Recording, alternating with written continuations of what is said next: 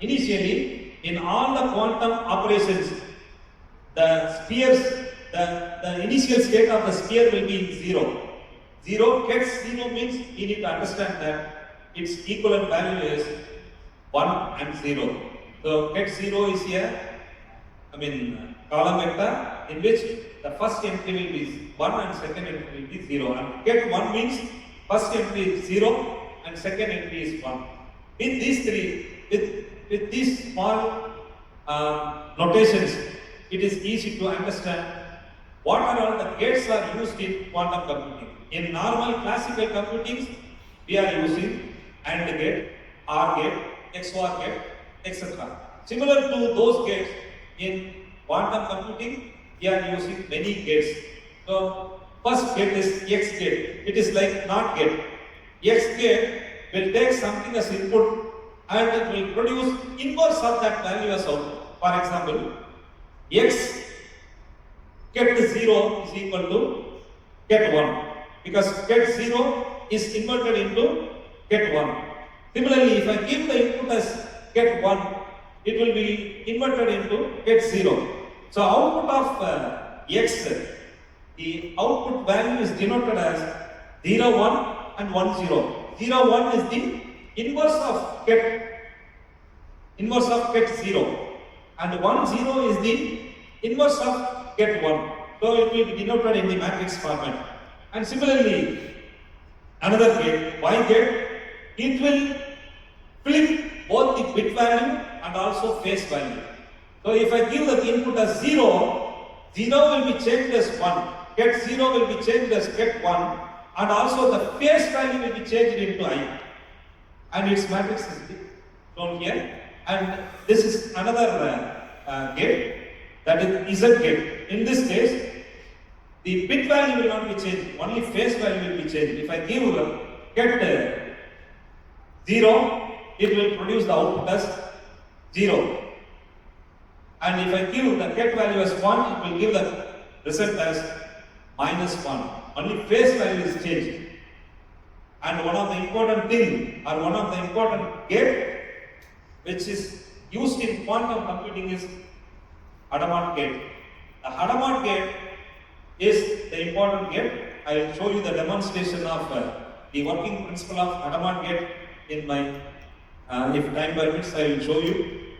Okay. So Hadamard gate will take something as input. For example, if I give 0 as input, it will produce the output as 1 by root 2 into get 0 plus get 1. Hadamard gate of 1 will give the output as 1 by root 2 into get 0 minus get 1, where 1 by root 2 is defined here for normalization. And Hadamard gate representation is 1 by root 2 into 1 by 1 into 1 by minus 2. So with these things, I would like to show you a demonstration.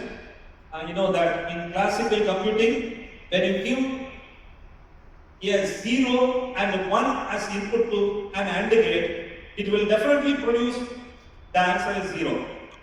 If I give 0 and 1 as input to an OR gate, it will definitely produce the result as 1. But in classical computers, it is not like that. You can see that Q sphere. In Q sphere, the Q bit can take any value. We cannot predict the output of the Q bit. Q bit can take multiple states in the Q sphere. That is called as superposition. So how do we need to know the output of the Q bit? If I want to know the output of the Q bit, I need to measure it. Only after measuring the output, the Q bit will be converted into classical bits.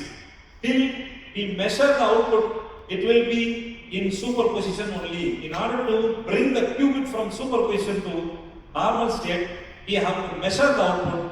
Then only the output will be either 0 or 1. Till we measure, it may be in 0 or 1. That is unpredictable. That is called as unpredictable state. In order to predict that state, we have to apply probability theory here. I will show you some demonstration. So this is the roadmap of IBM. There are many simulators for the development of quantum computing protocols or circuits. I'm going to show you the Qiskit demonstrator here. There, similar to that, China has developed a lot of simulators, and Google has developed a simulator. But initially, IBM has started to develop the simulators in the year 2019. They developed first circuit Falcon. Falcon is a bird that can fly up to a certain level, so it can support maximum of 27 qubits. Followed by that, they developed another hardware and they named it as Hummingbird, which can support maximum of 65 qubits.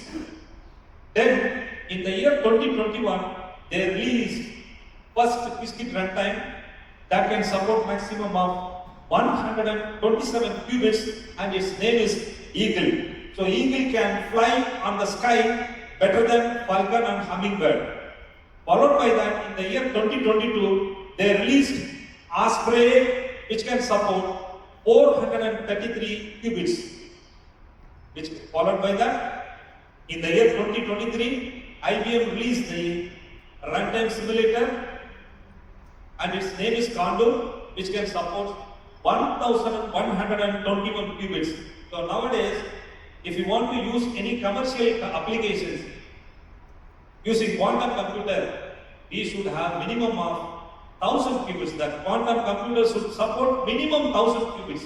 Then only it can be used for commercial applications. So in the year 2023, IBM has released only the simulator, not the computer, that can support maximum 1121. It can also, they have also developed another simulator in the same year, and its name is Haram.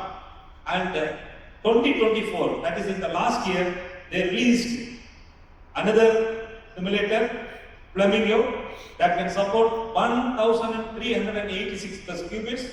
And in the year 2026, they are going to release 10,000 qubits simulator. So they are about to release, so we are expecting that very soon. So using their simulator, I will show you some